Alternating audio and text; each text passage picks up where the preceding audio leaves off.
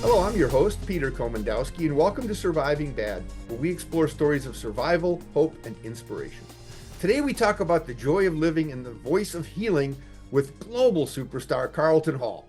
He brings a personal style to substance abuse prevention and community problem solving. Together, we'll explore the importance of hope and healing for our communities. Many of us share a concern for the future and how this world is difficult to negotiate for children and families. Carlton has a plan and the energy that makes a global impact. Let's hear a story. Carlton, welcome to the show. Thanks, Peter. Thanks for that introduction as well. I appreciate it. Looking forward to the conversation. Well, tell us how you started on this journey. I know you've got a distinguished career, and you Oh, really chose to take it to on a more personal level in the last few years. I'll share that the journey has been personal, as you might suspect, right? It's interesting. They often talk about the fact that y- people think that life goes from A to B, right? And the reality is that it kind of goes all over the place and you find yourself somewhere. I never anticipated that I would be doing what I'm doing, where I'm doing it, and how I've been able to do it. It was not a part of any 5-year planning process. I started off actually in kind of the corporate arena. I'm working with one of the major utilities in the city of Philadelphia for quite some time. It was during that time that my family experienced a tragedy where one of my younger cousins, he often referred to me as uncle because of the age dynamic, was tragically killed. And as a result of the interaction and the engagement of of of drugs and youth and young people and the like. And he wasn't engaged or involved with that, but he was mistaken for someone who was. Um, and that really caused me to kind of look at, see what's going on around me and what I could do to contribute to helping our community and helping the young people within our community. I was at first focused on young men, was first focused on young men of color. That journey began for me as a way of exploring how can we help and how can we support and how can we become engaged. And one thing really led to another. One step really came after another, and I was exposed to resources and opportunities and collaborators and partners and mentors and educators and those that were all kind of geared toward the same way. And before you know it, here you are and you're engaged and you're involved with how to support communities um, to bring about change for the issues such as substance misuse and abuse and the like. And we've been doing that now for well over 25 plus years. I stopped counting after 25 because folks just don't care after that point. But it really has taken me to every state in the nation and many counties within every state in the nation, and to even do this work internationally in several countries. And what I find is that people everywhere care pretty much about the same things. And we all want better for our youth and we all want better for our kids. And I've learned so much from these various communities and various cultures about how they do it. But more importantly, I've learned that we all care desperately about this country and we all care desperately about the youth in this country and about wanting tomorrow to be better than yesterday. You know, I had a conversation with someone about what I called the great awakening in the world today, the good side of media, where people are connected and we start to know that people around the world are like we are, and that they're breaking down some of the barriers that we can do, and finding a compassionate way to live. And this great awakening, I mean, like for you, when it came into your life, when you realized that we can do something to make the world a better place, and that's a pretty noble quest for a human being. I mean, we Yeah, weren't necessarily put on the earth just to make a lot of money and accumulate a lot of things and live, you know, just for ourselves, selfishly. It, We are a being that craves being around people, and part of that responsibility is this effort to help make the world a better place. And I think these connections are integral, this yeah. awakening to the future, because right now we have as about a divisive a landscape, which is painted a lot by the media as possible. Now, you've been doing this long enough to know those truths that make us the same, that make people Mhm. in the same room bond in a way that we understand life and ourselves, but you also understand some of the dynamic differences. Sure. And what are some of those, and how do you manage that balance? Well, it's interesting because uh, you are exactly right. As I travel around this country, I find a lot of it being geographically based in that culture is often geographic, right? It's amazing in that way. But even with respect to some of the distinctions and some of the differences that are there, that are very stark, right? If I'm speaking and working and having conversations with a remarkable Hasidic Jewish population in New York, and then the next day I'm in Oklahoma with the Cherokee Nation, then I'm having two different types of conversations, but we're really talking about the same things. And it's an amazing, amazing, amazing thing. And so I appreciate that I come at this work from a place of cultural humility, where I'm listening first and learning first, and that's where I find the most opportunity for engagement. That's fantastic. We're going to take a short break, and when we come back, we'll continue our conversation with Carlton Hall. Stay tuned. You don't want to miss this.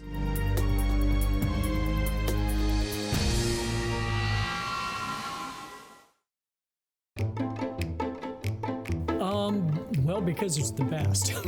And that's true because I thought about that. I mean, definitely the fastest. And the biggest thing I hear most people talk about is the stability of it. MediaCom's network is very reliable. We have a lot of programs in place that can monitor kind of issues that arise. That way we can fix them before they reach the customer. Trust the pros. Get Extreme Internet starting at $9.99 a month for a year. Watching MC22 is now easier than ever before. All MediaCom customers can watch local programming online anytime. Go to mc22.net, click Watch MC22, and log in with your MediaCom account. Not a MediaCom cable subscriber? MediaCom internet or phone subscribers can watch too. Your local programming leader, MC22, online at mc22.net/watch.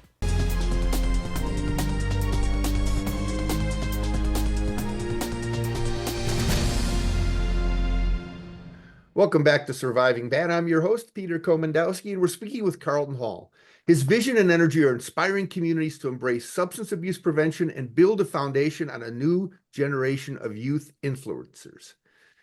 Carlton, let's talk about some of the work you do, because you're doing some really novel things in communities. Thanks so much, Peter. Uh, well, where I'll start is the fact that Carlton Hall Consulting, or CHC, as we're known by, really is about making sure that we're able to bring the science of prevention and make it applicable to communities. And so, how can we help communities get smarter faster with respect to how they're addressing the issues of substance misuse and addiction? I really have focused kind of on that area as the area that I'd like to try to have an impact and make a difference. Looking at the challenges and the um, uh, uh, issues that often come up, the consequences of addiction, really has kind of focused my intention on addressing those needs. And what we do is we help communities think collaboratively, more effectively. We help to recognize and identify specific strategies, programs, practices, and policies, all led by science. As a result, what I try to do is I try to get folks to work with me with respect to my three core beliefs. Those three core beliefs are that I believe, first and foremost, that the best way of solving any issue or any problem is to prevent that problem before it starts. Secondly, I believe in the full engagement and the empowerment of a community to be part of both helping us to understand that issue, but also being a part of solving that issue. And lastly, I believe in being guided by science in order to produce what I refer to as population level change. Our communities, I often share, are perfectly engineered to produce the results we're seeing. In other words, the issues, the challenges that we are seeing within our communities aren't happening by accident or happenstance. They're happening because it's our communities are actually engineered to produce those results. And so part of what it is that we try to help communities do is to look at that differently and to think differently about what's going on and how might we be able to do some different things to be able to obtain some different results.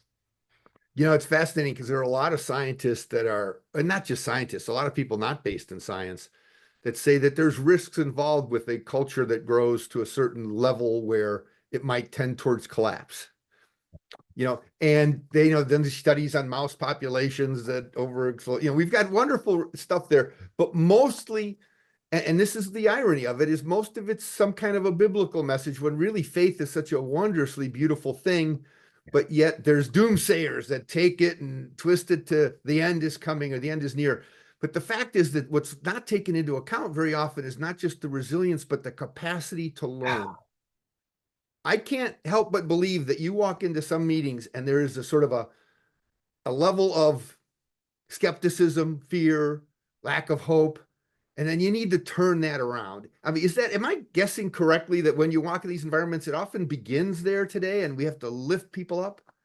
You're exactly right. But I will share something with you that um, actually was taught to me by my grandchildren. I became a grandparent a little more than 7 years ago, and I'm gonna tell you that experience changed my entire life and radically changed the way I view the work that I've done for more than 20 years.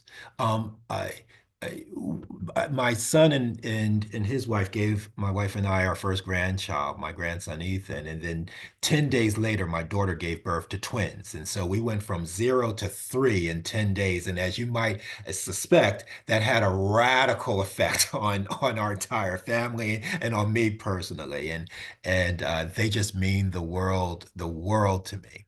And they call me Babu. Babu was Swahili for grandfather, and there's no sweeter sound in the world than to hear them grandbabies say Babu, Babu, right? And so when I go to visit their home, um, I find something funny. I find something strange. I find that when I go into their homes, I find that I can't navigate and negotiate the stairs because there's this gate thing that I can't figure out how to open up. Even though I have a couple of degrees, or I can't figure out how to plug my phone in their homes, right? Because the outlets are all covered with items and cabinets, have these strange locks. I can't get my snacks. I can't function. That environment is not geared towards Babu. That environment is geared toward the most vulnerable in that population. That environment prioritized the most vulnerable in that population. And that radically changed the way I see the work that I do. And they helped me to redefine what this prevention work that I'm involved in really is all about. Because prevention then for me means that prevention is about identifying the most vulnerable within our population and identifying where they are most vulnerable. In other words, those environments that place them at greatest risk. And most importantly, just like that gate at the top of the stairs, prevention has to become obvious. And so that's been really the intention of my work for more than the last 7 years now, and now going on. And what I do across the country and around the world is to help find those that agree with me that prevention should become obvious and it should be focused on the most vulnerable within our population. And so that's what it That's is that I'm hoping that we're able to achieve through the programs and the efforts and the programs and the practices and the policies that we're involved in. I am so going to borrow that story, but I'll always give you credit for igniting that thought, because I also went from 1 to 3 grandchildren in about 4 or 5 months. Now I have 6, all 5 years of age or younger, and it's wonderful. It And is boy, absolutely am I wonderful. learning a lot about myself in this process. Anyway, we'll see you all after a break. We'll be back with Carlton. You don't want to miss this.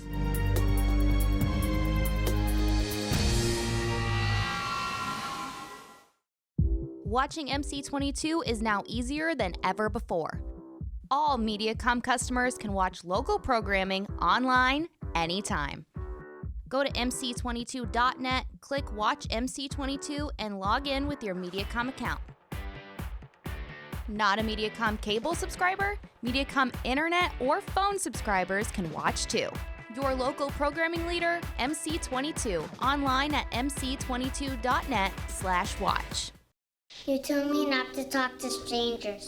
You told me not to cross the street without looking both ways. You told me not to touch the stove. You told me not to do drugs. You told me not to drink and drive. You gave me so many messages about how to stay safe. Why didn't you keep me safe by properly storing your gun?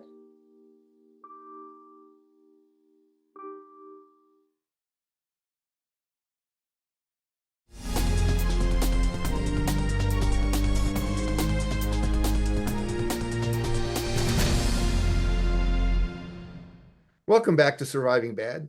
Carlton Hall is as dedicated to learning as he is to teaching.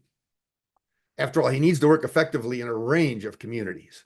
Yet communities worldwide share more in common than most of us think. Carlton, let's talk some more about this work that you do. Just kind of thank you for that, Peter. Just kind of picking up where we left off, the most important idea around the metaphor, the analogy of that gate at the top of the stairs, really is what I learned from that is that the role of prevention is to make the invisible visible. That in fact, what that gate is actually doing is taking an invisible vulnerability and making it blatantly obvious, right? So that we might be able to help those avoid those dangers. And so the real work that we are all, and that I encourage us all to be a part of is how do we make invisible vulnerabilities blatantly obvious? And in our nation, there are several things that have become, in my view, far too normalized. And when you normalize anything, you make it invisible. You render it invisible. There are things that are occurring today that I would suggest to you are kind of much too common and much too commonplace that have been rendered virtually invisible as to the dangers that are associated in our society. We are dealing and still reeling from an opioid epidemic across our nation at the exact same time as we're seeing the highest number of overdose deaths occurring in our nation. We are also having this conversation about legalizing and commercializing cannabis and substances across our nation. We're talking about hallucinogens as if they're medication. From that standpoint, we are looking at new psychoactive substances coming into our nation and coming into many of our communities in ways that are often challenging for our folks. The mixing of of synthetic opioids in substances where folks are not even recognizing what is it that they're consuming. The Drug Enforcement Administration has a saying that one pill can kill because of the fact that folks are not aware of the invisible danger that is associated even with respect to things that they think are safe for them.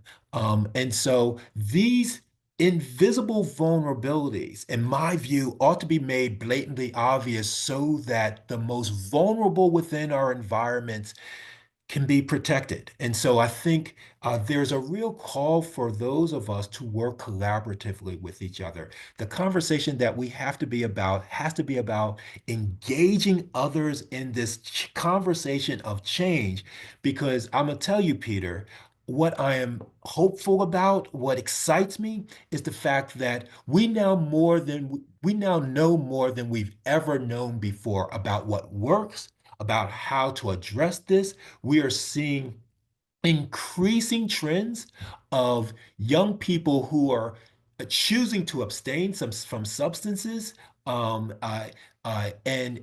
that's going in a remarkable direction. The great folks at the Institute for Behavioral Health has done this remarkable study from the Monitoring Future survey that is showing more and more and more of our teenagers, our school-aged youth, are choosing not to participate in substance misuse. That's not happening by accident. That's happening because we are being intentional about empowering our young people and empowering our communities to create change for and on their behalf.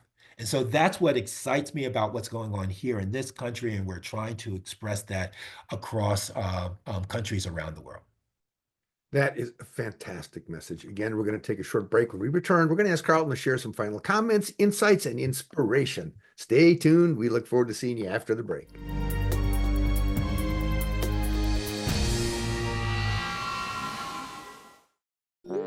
Get ready. MediaCom is now Mobile?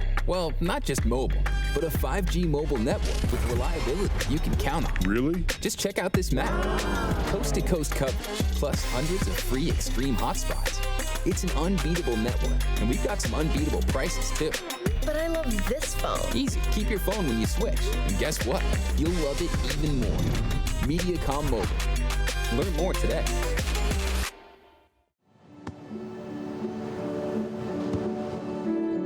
I don't remember how it started. Go to that. Oh boy. Our back and forth. It always came back. Dad! You probably don't remember what you told me, That was perfect. but I heard every word.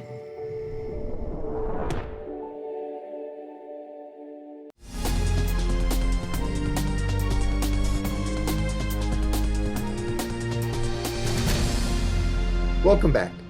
Today on Surviving Bad, we explored the joy of living and the voice of healing with Carlton Hall. Let's see what insights and inspiration Carlton has to share. Carlton, we have holidays upon us, but work in prevention and community health improvement is 52 weeks a year, 24/7. But what can you share of importance with our guest? Thank you for that, Peter, and thank you for this opportunity. This has been great. I've loved having the conversation with you. I would just simply say this, that I believe that there's not a family, there's not anyone that is listening to this broadcast who in one shape, form, or fashion isn't touched or isn't impacted by some of the issues and challenges that we've talked about. But what brings me hope, especially during this holiday time, which could be even more difficult and challenging, right? Very often during these times, folks find themselves challenged and maybe creeping back into behaviors or allowing certain behaviors to take place that often lead to some of the issues that we've discussed.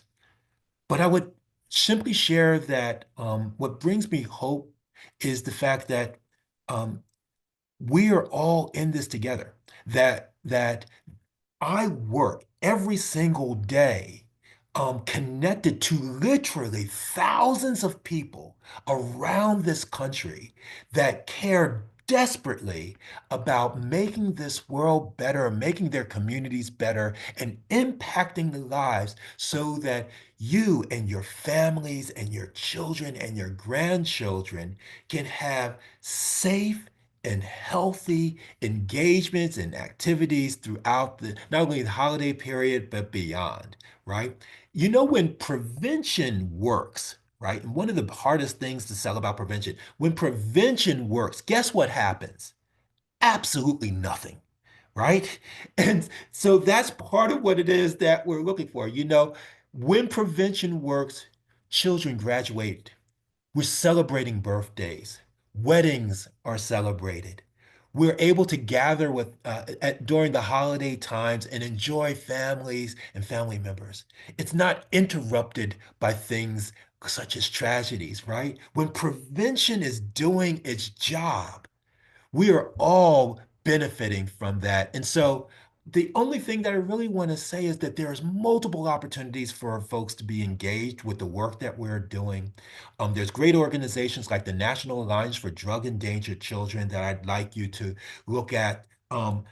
The Drug Free Community Support Program, which has DFC coalitions across this country. I'm sure there's a DFC coalition in a community that you are in. Movindi International, which addresses alcohol policy and efforts internationally. These are all items and things that you can become a part of. The One Choice campaign for young people that's really empowering young people to stand up for themselves and to declare that they're not engaging in any substance misuse across our nation that's being led by the Institute for Behavioral Health. These are all things that I encourage folks to learn more about and to participate in and join this movement of change that we're a part of and associated with. And so happy holidays to you, Peter, and to all your family and the like. But I'm looking forward to a really wonderful and remarkable holiday period to end this year. Carlton, thank you so much for taking the time to share this message with our viewers. And I really appreciate your heartfelt passion for what you're doing. And thank you all for— The pleasure and the honor was mine, Peter. Thank you so much for the opportunity. God bless, man. All right. Thank you all for watching today. Keep an eye on MediaCom MC22 for our next episode of Surviving Bad, where we explore stories of survival, hope, and inspiration on MediaCom MC22, your local programming leader.